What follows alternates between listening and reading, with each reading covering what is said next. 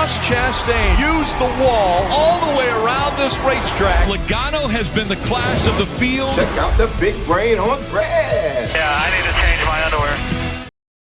With Mexico in the rear view and Pocono in the horizon, Brian and I are in to recap all that was the Viva Mexico 250, as well as turn our attention to the Great American Getaway 400. Where is the odds as it sits now? Is there anybody worth grabbing? We talk through it. We get our thoughts out and kind of talk about Mexico. How'd that go? How'd that go from a betting and DFS perspective? Thoughts overall on the race and all that good stuff. But Brian, before we dive into the nuts and bolts and the betting and the DFS and stuff, just generally Mexico, fun? I had fun. Did you have fun? I thought it was entertaining as hell.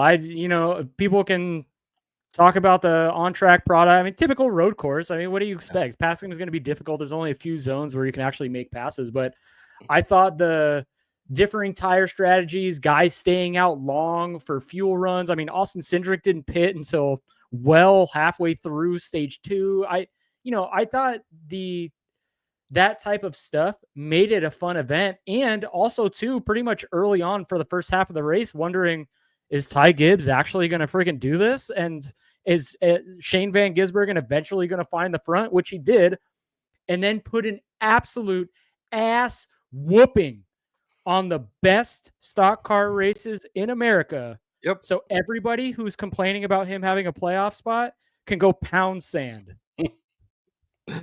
Yeah. Well, in the Winston Cup, Brian, he wouldn't have any chance. That's all that matters. Ultimately, at the end of the day, he won by a lot, so people might be mad about the race. But I think there was enough ups and downs, backs and forths. There was passing at different points of the field, even if it wasn't, excessive. But like you mentioned, Ty Gibbs stayed out, and if that caution doesn't fall, maybe he's in a lot better spot. But the caution fell at a time that just kind of trapped him, and we've seen that happen. I mean, that happened to Christopher Bell last week. So it's not like it's an uncommon thing or something we don't normally see, but it's cool that they could stay out, that they could short pit, that they could try to two stop versus 3 stop, see what we can finagle. I mean, there was a point at the end where we're like shitting our pants going, are the nuts loose? Are they not loose? Is his tires going to stay on? Are they not going to stay on? Yeah, when Shane thought he had a loose wheel, Yeah, and he's like, there's something wrong. And we're like, just keep going.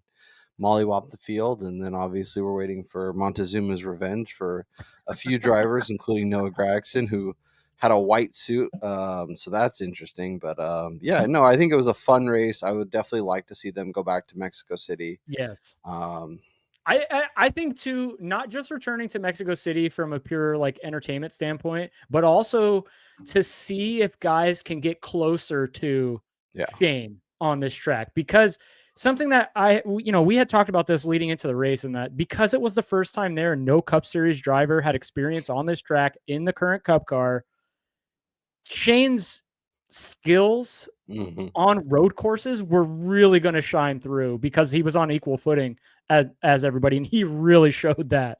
Yeah, well, in his ability to work the clutch, like they even mentioned it on the broadcast about how he didn't let them put cameras in the car anymore because they showed it when he was in Chicago, and he's like, working the clutch and using it in certain spots and using his heel for one and his brake with his toe, and it's just like incredible footwork, and something he clearly developed doing, racing back home. Yeah, with supercars. That NASCAR drivers haven't quite figured out yet. And then also too, I mean, to win by over 16 seconds, it's the second largest margin since I guess 2004. It's the largest margin of victory in the current era when fuel strategy wasn't the reason. And honestly, he probably could have won by more had he not been holding back in stage 3, because when he started to really put the pedal to the metal, he was gapping these guys by over a second a lap, which that's ridiculous in the current generation of cars that are all so similar.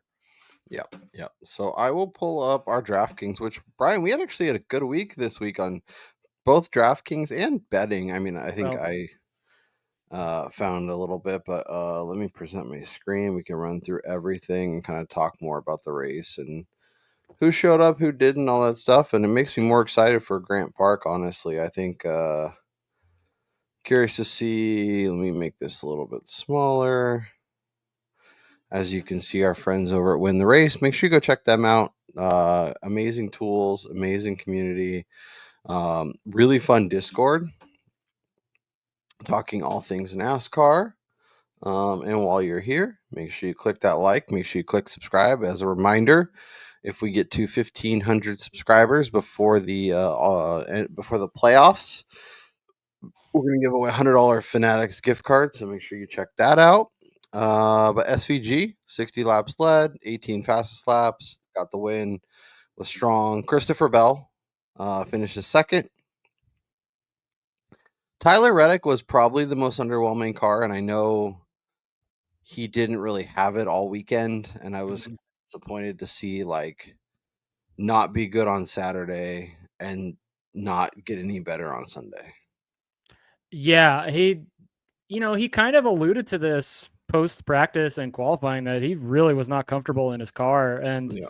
it showed during the race. He wasn't able to make moves to the front. He really didn't have the pace of even the lower half of the top performing vehicles. And I think the highest he had ever gotten in the race was somewhere in the mid-teens. Yeah. Which he wasn't even on pit cycles and stuff moving forward. It was crazy. Yeah, and what's crazy is this just kind of continues a trend of him disappointing in packages that he had traditionally been really good at. I mean, as we head to another intermediate setup race that last year he was one of the best.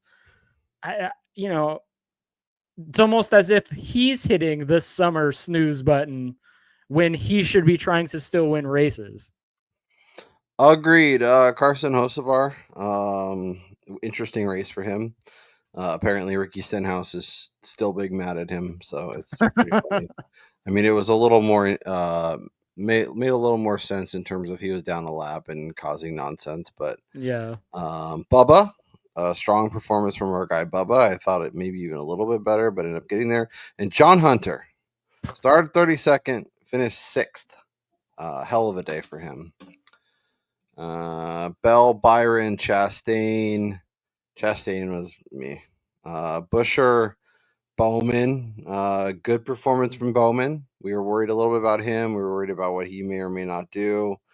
Chastain and Legg getting the same 14 points is hilarious to me. Look, Catherine Legg getting 14 points is beautiful. Yep. She didn't wreck anybody else. Nope. She moved up 5 spots. She was the cheapest driver on the slate. Yep. And if I played not Chastain, we maybe would have a bigger score, but that's okay. And then the third lineup, SVG, Reddick. I think Reddick was our downfall. Playing him in 2 lineups was silly. Busher, Bowman, Bubba, and Brad K. Not exceptional anywhere, but really strong. All of our lineups cashed. We profited a little bit, so that's always nice. And before we transition, one more old man yelling at the clouds rant here.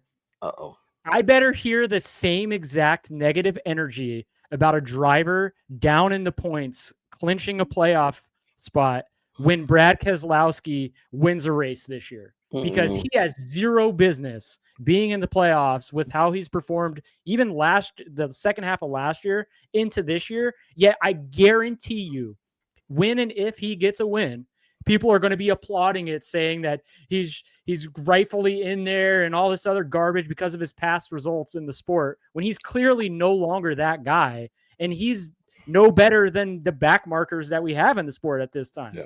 Him and Kyle Busch are the same bucket. They're basically like Aaron Rodgers going to his 5th team at this point. Exactly. So yeah, it's nostalgia, man. It gets you. Kyle Busch. Speaking of Kyle Busch, did not have a good race. Ryan Blaney. And thanks to Kyle Busch, thanks to that bleepity bleepy bleep, AJ Allmendinger's car was basically dead in the water the rest of the day, and it took away the ability of him to even compete up for a top 10, essentially. I mean, Dinger was probably going to be there at the end inside the like near the top 5. He was going to have a top 10 day, but because Kyle Busch ran out of talent, slid the tires, blasted through 3-4 people like it was freaking Wii bowling. Like I just didn't know. I was so frustrated when Dinger was already coming out of the corner and he just gets clipped in the right rear. Yeah. NASCAR gets wonky, man. NASCAR gets wonky. Blaney, I thought he was going to get there for a while. He was like 11th. He was hanging on. He's fighting for it. And then Had we not had that caution in stage 3 that kind of ruined Ty Gibbs's day, Blaney probably cashes top forward because he had a rocket on the long run. Yep. Bowman over Hocevar. Count it. Crushed him. That was an easy rocking chair win, as you mentioned with Dinger. Ultimately didn't get there.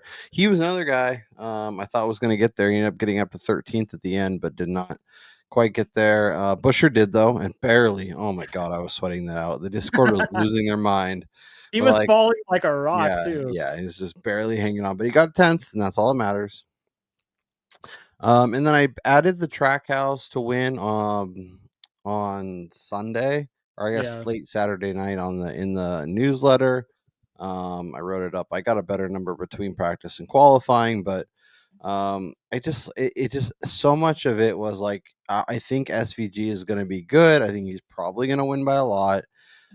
But if he doesn't, I like the fact that Chastain, while I probably wouldn't have made him the second favorite, was the second favorite, and Daniel Suarez is right there, and he just won the Xfinity race. So I was like, if SVG is 250 somewhere, and I can get 145 and get 3 drivers, 2 of which are the top 2 options, I'm going to give myself that wiggle room. And I almost it was almost going to pay off, because if the loose nut thing happens, then I have options to fall back on, where if he's just dead, then I'm like, okay, well, that was stupid.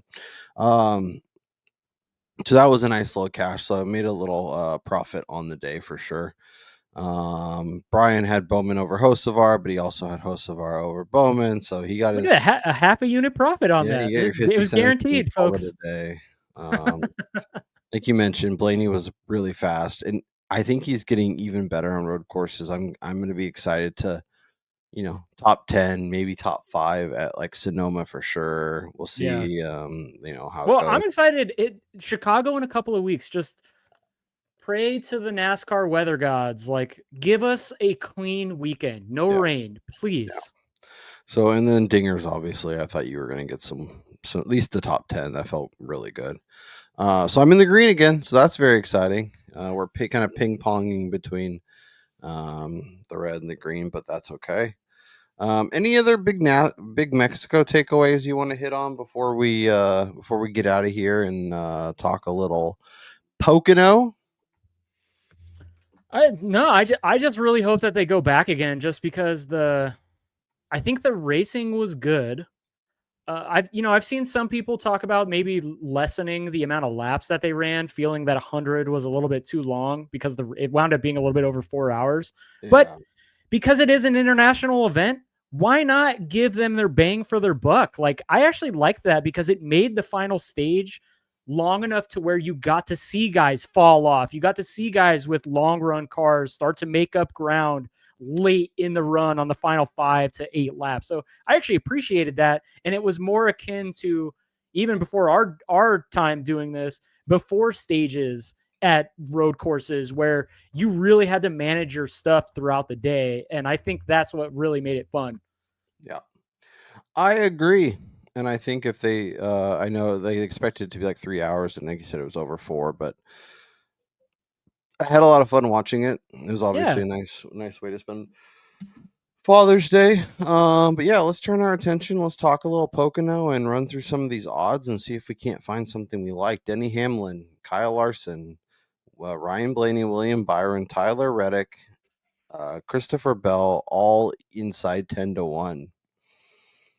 Do you have any strong feelings in terms of people or that you want to either bet or are strongly leaning towards trying to find a way to get some exposure to?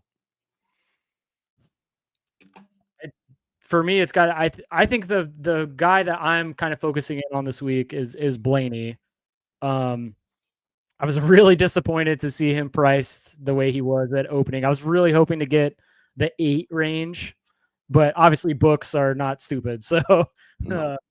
they definitely shortened him up because I think that he's got another real shot this weekend. But outside of that, in this 10-1 or shorter spot, I just can't find myself betting any of these guys before practice and qualifying, especially Denny Hamlin, who opens as the favorite, who's getting kind of a crappy qualifying position.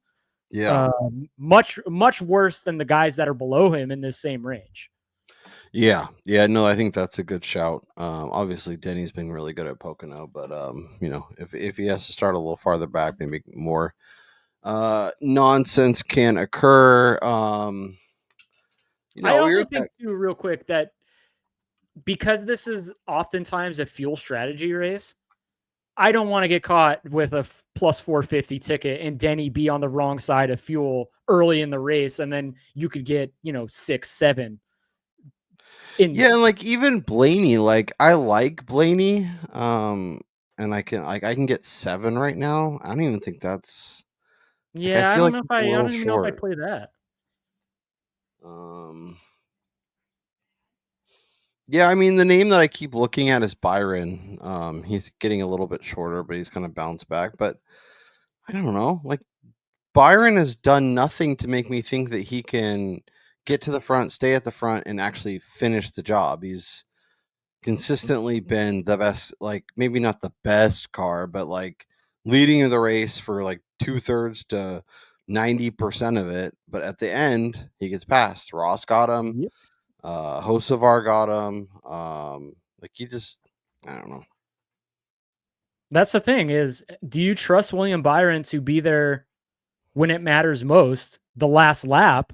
Yeah. Or, I mean, and then too, when you have this range of guys, nobody's going to move off this number to get so dramatically shorter that Yeah. you're going to be disappointed that you didn't get their opener, in my Yeah. Well, opinion. and it's Anyway. funny too, because we were talking like we made a list of the guys that we don't trust to actually win. And I know it's crazy, but William Byron is on that list, at least as of right now.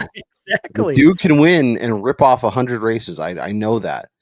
But what we've seen lately, what his inability to close between Darlington, between the Coke 600, between a few different races, he's just like, come on, man, figure it out, finish the job. Exactly. You're a good driver.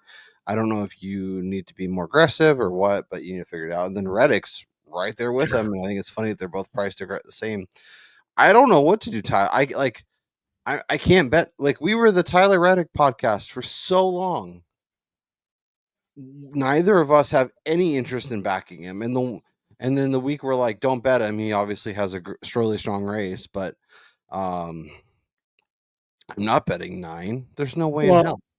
I think to your point on this, there's a 12 out there at Superbook that even me, maybe the biggest Reddick stan in this space, has zero interest in playing at this time, just because each week he's fooling us with like faux speed, and then on Sundays he's just not there.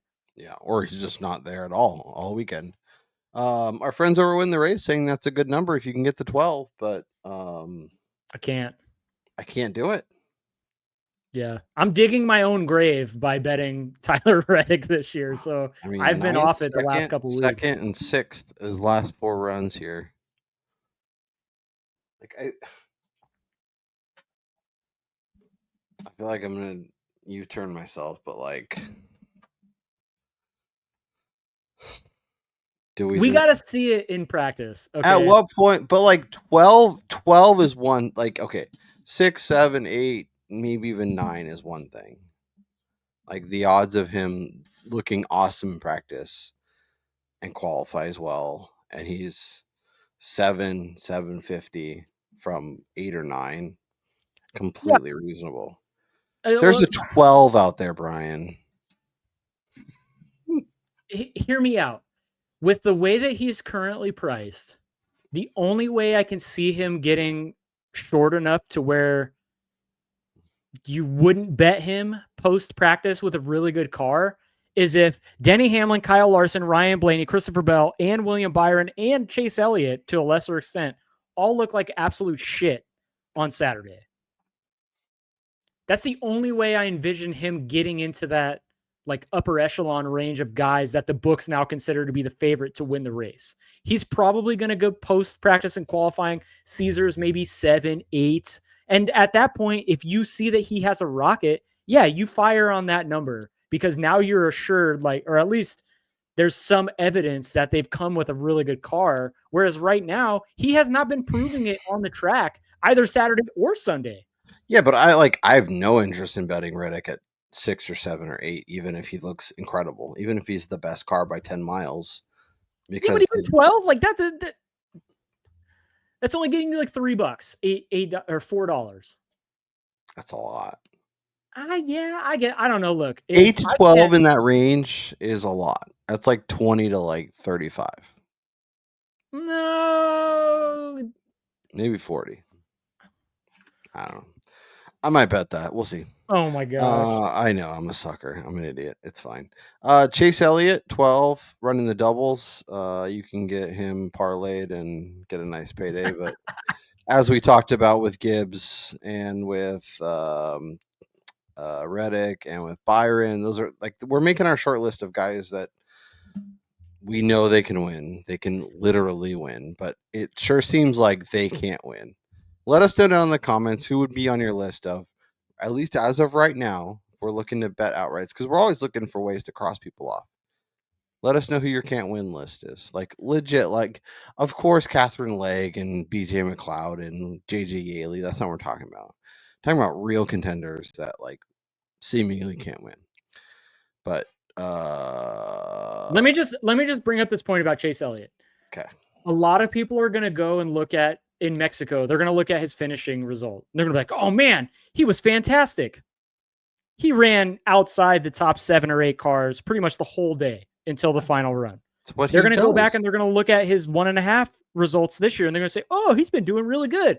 But in reality, he's never eclipsed his his average running position might be like 6th or 7th, but that's also his ceiling at those places. And I know he led laps in Kansas, but did you Kansas or Texas, wherever the hell it was? But there was no part of me that actually sat there and thought, "Oh yeah, he's going to wind up winning this race." Yeah, no, that's what he does. We literally coined him the average ass Chase Elliott for a reason. We put him. He hasn't won a race in like 2 seasons. It feels like. I know he won Texas, I think it was last year, but I think we had it, or I think I had it. Yeah, and then even going back, apparently he won here, but he won here by taking over the lead on the final lap. So it's not like he's been a dominant car in Pocono either. So look, the sports books are going to rake in the dough on people betting the Elliott double this week. But I assure you, there's very little chance of that occurring. Chase Elliott hasn't led a lap at Pocono since 2019. He led 2 laps in 2019. He led 14 laps in 2018. He led 51 laps in 2016. Now we're getting into like talking about Brad Keselowski, Kyle Busch range of, oh yeah, this guy's really good at this track. Yeah, you know, maybe Chase is there. Maybe Chase is more aligned with Brad and Busch than he is with his teammates. Oh, 100%. I know he's much younger.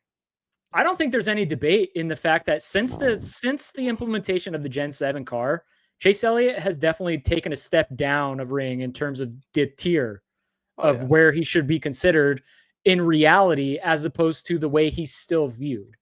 Yep, and we talked about it, and I think we were ahead of the curve. So once again, pat ourselves on the back for that one. We don't get everything right, but sometimes we do. Tyrone 18.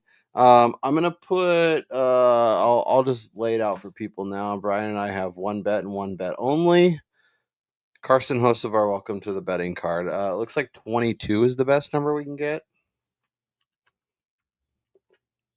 Brian's been talking about this bet for weeks. He's 25 at MGM, so that's going to go on the card. Look it. Let's go. I'll add it for you. Thank you, sir. Yeah, Brian. I mean, this is a guy that you've been excited about. We've gotten good numbers. He's ran up front, and for one reason or another, he's not been able to finish the job. But it sure feels like he's a lot closer than some of these other jabronis. And this is the week he gets it done, huh? The only thing that kind of worries me now is today Spire sent out like I don't know if it was on Twitter or socials or maybe it was a media relations release, but they were basically forcing him, well, not forcing him, but he had to send out an apology. He's got to take like cultural immersion courses for his comments that he made about Mexico City while streaming, which he's a young guy, like very much so like Kyle Larson before he lost his ride with Chip Ganassi, made some pretty dumb comments. Noah Graxon's been caught in this situation, just making decisions that aren't good for their image or for the sport itself. So, the only thing I get here is maybe it's a little bit of snipping of the testosterone a little bit, but I don't think so. really... I think, and he even like sent out a post talking about like he made comments based on not knowing a thing, and then he actually got to go there and spend time with the people and see the city and realize that what he was sold versus what he actually sees didn't exactly line up. So he was apologetic about that, and yeah, he's definitely working on that. I'm more worried about Ricky Stenhouse, like 3 laps down, finding a way to get into his back bumper while he's leading the race and ruining his day. Yeah, see, and I was just gonna say I have zero worries about Stenhouse because Ricky is not going to be anywhere near Carson on track this weekend. What if Carson's first and Stenhouse is 35th? He lets him go around. Then they would probably have a problem in terms of Stenhouse being suspended, because if you're a lap down car and you're intentionally wrecking the leader or somebody battling for a top 5 position, NASCAR is going to take homage to that. They're going to be pissed about a situation like that. Not a guy who's a lap down wrecking a dude that's running outside the top 20, which was the case this last weekend in Mexico. All I got to say to Ricky is I love Stenhouse, and, I think he's a lot better than some of us and even myself kind of portray him as in the sport. But if you don't want to get wrecked by guys that are a lap down, stop running in the back of the field. There's no other way to say that. I mean, if he doesn't want to get spun by a guy who's a lap down, then maybe be better yourself and be running further up in the order. Yeah.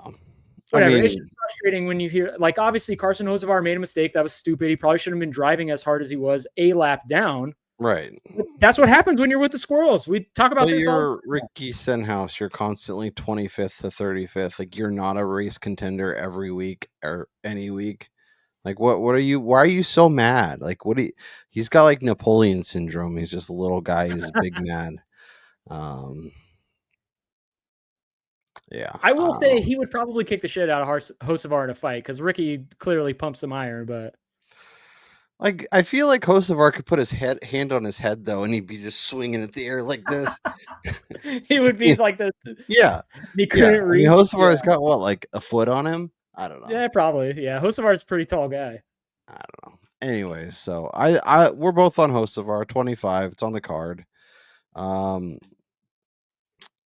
Busher 20, Keselowski 22, Logano 22, Chastain 25, Bubba 25, Bowman 28, Briscoe 28, KFB 28.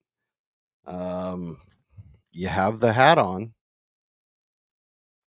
The 17 tickling your fancy this week? I think this might finally be the week that Mr. Chris Buescher can get it done. He came home 10th, kind of better than what he was running a lot of the day in Mexico. He's going to have another late-ish qualifying spot in which he's been doing really well at this year, the best in his career in terms of average qualifying position. So he's going to have an early, starting spot that he doesn't normally have here. He's in a Ford who we know have the biggest gas tanks in the garage. And if this is a fuel mileage race, I mean, he's going to be up there. And sounds like Joey Logano's going to win. It's not a bad spot. I know, obviously, I would like in that same Hocevar range 25 to get in on there, but I do think Buescher post practice and qualifying because of with him going off later. He's probably going to be in that 12 to 15 range again. So I don't hate getting in at this number. Yeah. Yeah, the 20 feels short, and I wouldn't fault anyone who would rather see it and bet 14. But if you want 17 on your card, the 20 is probably the best you're going to do. Maybe you look at it as, okay, I'm going to get like a top 5 or a top 4 or something on the card now. And then if he looks awesome, then you can add to it with an outright. But yeah, it does. He's somebody that I'm sort of interested in, but it just feels a little too short for me.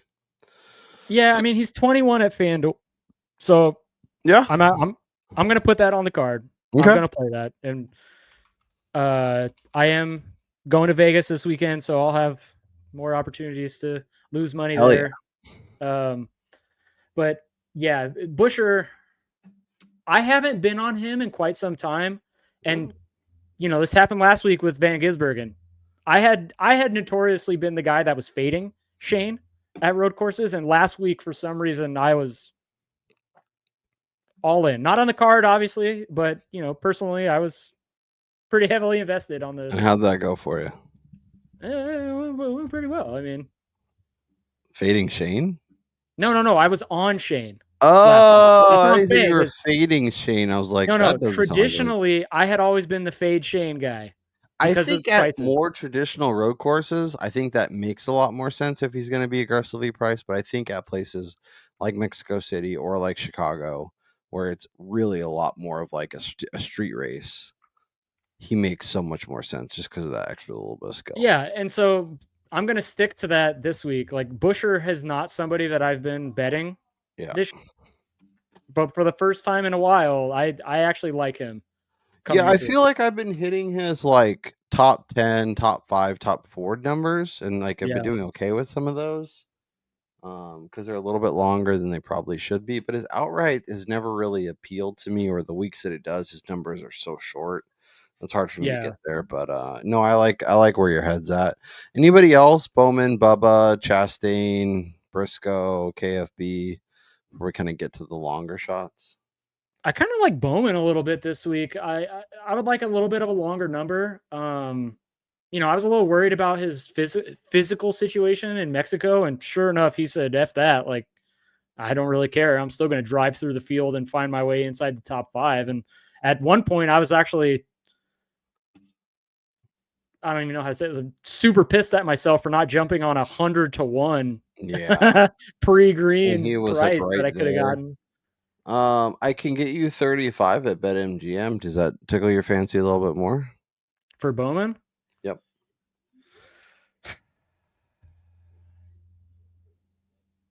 That's actually not terrible. Yeah, that feels. There's a 34 at FanDuel if anybody has that too. If you don't have MGM but you have FanDuel, I feel like 35 is where the conversation becomes a lot more compelling. Yeah, 30. I definitely think that also too in the same exact like situation of a guy like Chris Buescher, who's going to be going off later and late-ish in qualifying. Bowman too, coming off of his 4th place run here at Mexico, he's going to be in the second group, which has a huge advantage in qualifying. And we know HMS engines have been really fast. Yeah, like I'm going to add that. So he won in 2020. He was 9th. He won in 21. That was during COVID when they were doing double races. So he got 7th in the next one. He actually led laps in both those races. He was 11th, and he was 24th, but he was 5th after stage 2. And then last year he started 6th and finished 3rd, and he had a really good race. Alex Bowman, welcome to the betting card, 35-1. I did not think I'd be doing that. But here we go. Man. Okay. In taking a more of a communal vantage point of our show, I won't add that. So that way we don't both lose, but the show wins if you do hit that. I was worried about that, Brian, but honestly, like especially when we both had Busher top 4 or top 5 at Michigan. Yes. I was like, because Brian and I, we every week we do the free newsletter, aoppodcast.substack.com, aoppodcast.substack.com. Free to get. It comes in your email inbox every race day. We have our favorite bets, our favorite DFS plays, grid rival targets. AOP 25 gets you $100 match deposit, or 100% match deposit up to $100. But we do those separately, and then I kind of combine them together before, kind of after we record and stuff. And we both had that as our only bet, so that was like, oh no, that's gonna be terrible. Oh, I thought that was dead in the water as Yeah. soon as it got released. Yeah. But we cashed it, so that was really nice. So I'm a little more comfortable with us like riding together, but yeah, no. So we're both on Hocevar. I'm gonna take Bowman at 35. You're gonna take Busher at 20. 21. 21. Anybody else in terms of longer shots? We love to go to the CLV casino, rack up that CLV, and get nothing out of it. But Priest, Jones, Cindric, Suarez, Dinger, Stenhouse, Zane Smith, like I'm just naming names at this point. But is there anybody that you're maybe even not outright, but like you're interested in, and you think, okay, well, maybe I don't add the outright, or maybe I do add the outright for a very small play, but I'm more interested in top manufacturer, top 5, top 10, that kind of stuff. I don't know how you don't add a little bit of McDowell at that 200 number. With him finishing 5th in Mexico, he's going to be going off late in qualifying again. And, if we're looking at this from a pure CLV perspective, he's going to get cut in half here because he's likely going to qualify inside the top 10. Yeah. He's been fast-ish on these intermediate tracks. I mean, look at the speed that Hocevar's brought here. And McDowell, he's been a little bit off of Carson, but he's still been fairly quick. I like his top 10 market this week if I can get the correct price. And, if we're talking about a race where strategy with fuel is going to come into play and this team needing a victory to kind of advance into the playoffs. I know we got a bunch of road courses coming up, and that's kind of where they butter their bread. And those are the races that they really focus on the win. But if he can get a win before going into those road courses, he could get even more aggressive at those tracks. And so I don't hate taking a nibble at this price, just kind of with the expectation that he's going to qualify well, and this number is going to be slashed. I like that shout. I won't be joining you, or I don't even know if you're going to actually jump on it, but I think it makes some sense for sure, and I like where your head's at. And like you said, even if you don't get to the outright, if you see that that's a huge number and jump on his top 10s or top manufacturer or maybe a matchup, you could get a nice little payday. All right, anything specific you want to hit before we'll obviously run through a few different things, but are you more interested in top manufacturer? Do you want to look at qualifying? Do you have any? Let's check out the qualifying number. Okay. I know some of these have been cooked already, but yeah, Win the Race Discord, if you want to get in on some qualifying bets, has some amazing information, but you need to be in there before these numbers get absolutely smashed. So anything, I mean, Briscoe 275, like I get it, like he's been amazing at intermediates, but my god, that's absurd. yeah, Briscoe got destroyed. I would coming love off of qualifying bets to fade Chase Briscoe. That's all I'm saying. Yeah, I mean, he should be the favorite. He's been the fastest car in this package. I think there's some definite lean towards Christopher Bell because he's going to be going off really late. He looked like he had a shot at Michigan to get the pole there, but like I had said to somebody in a DM in Discord, Bell seems to traditionally carry over past qualifying performances from tracks that he's done really well at, which Michigan and Kansas, they both kind of translate to each other. And those are the two places where it looked like he was going to have the fastest car. And so I'm not personally looking at him to grab the pole here at Pocono. Yeah, I think I'm with you. Like, I don't know, even especially at that price, like He'll probably be close, but I don't think he'll get there. I don't know if I like any of these really. Zane Smith And at then 50. something else that's kind of been like festering in my mind is with the super long straights here at Pocono, I wonder if the Fords, similar to what we've seen at super speedways that have the really long back stretches, if they'll be able to make up time on the long straight, and maybe it's going to be a Ford that grabs the pole. Somebody like Busher, for instance, who's going off pretty late. He's been really fast in qualifying this year. What about Bowman? I know he's not a Ford, but he's 18. Honestly, I'd rather play Busher at 15. Cindric at 28. He's going to be going off too early. McDowell at 30.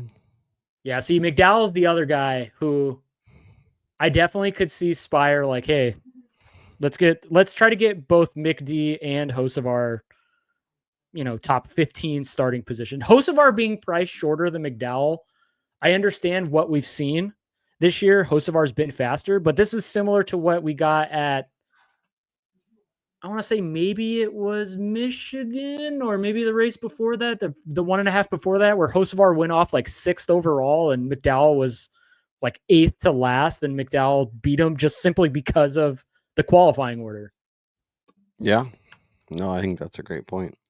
All right, let's go to manufacturer and see if we can get some interesting CLV or potential interesting numbers. Larson, Byron, Elliott, Hocevar, Bowman 9-1. I don't hate, but I think I'd rather just take the 33 and see how he does in qualifying. McDowell 60. Yeah, but I think about that. If McDowell beats all those guys, if he beats Hendrick, Trackhouse, it's probably top 3, top 5. All right, let's go Toyota. Oh, Riley Herb's doing a donut in the middle of the track and almost like smoking. It was amazing in Mexico City. He should have had his license revoked at that move. Yeah, park him. Seriously. He's okay, grounded for at least a week. If you want to get crazy, John Hunter Nemechek 100-1 to finish as the top Toyota. If there is a single guy that's driving for a manufacturer that has been as lucky as anybody in the sport and only has 7, 8 guys to compete with, it's going to be JHN. And that at that number, coming off of another top 10, he's top 10 at a couple intermediates this year. You should start close or have a good qualifying spot too. Yeah, exactly. I like it. I won't do it, but I like it. I couldn't talk you into that one, huh? No, but I like where your head's at. The math is mathing for sure. Let's go to match bets. Blaney versus Byron. See, Byron versus Blaney, I think makes sense because I don't need him to win. I just need him to be. And Blaney's track record of blowing up has been well documented. Yeah, see, I can't play those guys against each other because I think they're too similar in their ceilings that they're probably going to be running 4.5 or 3.4 the entire day. These all suck.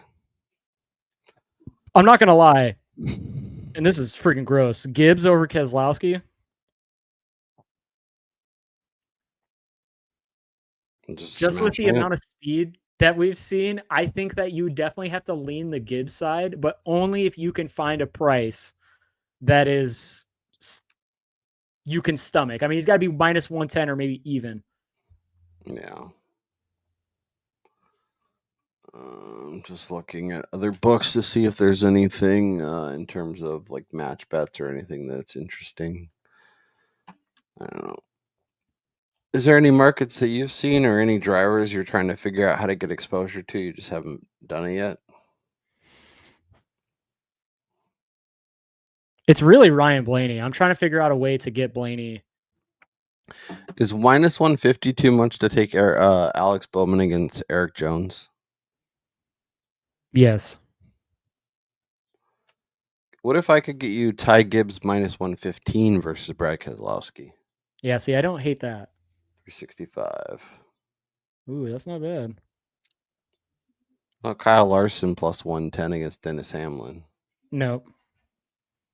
Kyle Larson he's taking a nap right now. What about Carson Hocevar plus 100 versus Joey Logano? If we're going to a fuel strategy race, I am not betting against the 22.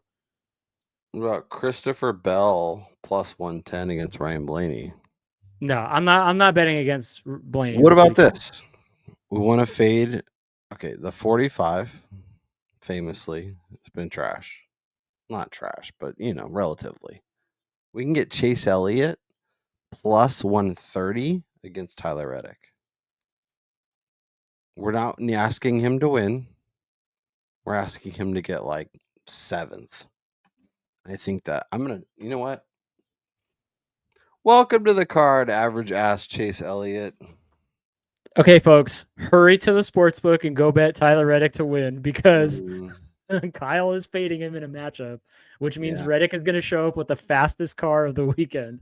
Although I could just add the 12-1 and then he'll get like 3rd, far enough in front of Chase Elliott, but not actually win. But like that seems egregious. Like they should be priced pretty similarly. At plus 130? Yeah. Okay. Anything else before I shut down shop and run and go watch? Hopefully the Oilers push it to Game 7. Anything you want to look at? Any bets standing out?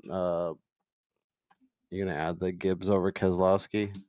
100%. Ty Gibbs is going to demolish Keselowski in qualifying, and this number is probably going to be minus 150 post for sure. All right. I like it. I like where your head's at. So I have Hocevar 25. I have Bowman 35, and I have average ass Chase Elliott over the Red Dog at plus 130. Brian has Hocevar. He has Busher. He nibbled at McDowell, and he has Gibbs over Keselowski. Brian Twining. Any other targets, thoughts, drivers besides Blaney that you're like, they'll find a way? The other guy's Busher for me. Yeah. I gotta figure out a way to get more exposure to Busher, whether it's top 4, top 5 again, top 10. I just really think that they're gonna hit this week, and it's gonna be. Well, make sure you are subscribed. Make sure you like the video, and make sure you loop back. If you have comments, especially drop them in the comments. Let us know who you're betting this week or who we missed out on, who we're overlooking. But Brian and I will definitely, as markets open, as opportunities show themselves, we will loop back, and we've been adding to the card via the comments of the video. So we're trying to put those bets in. You guys can definitely give us your thoughts, what you think, what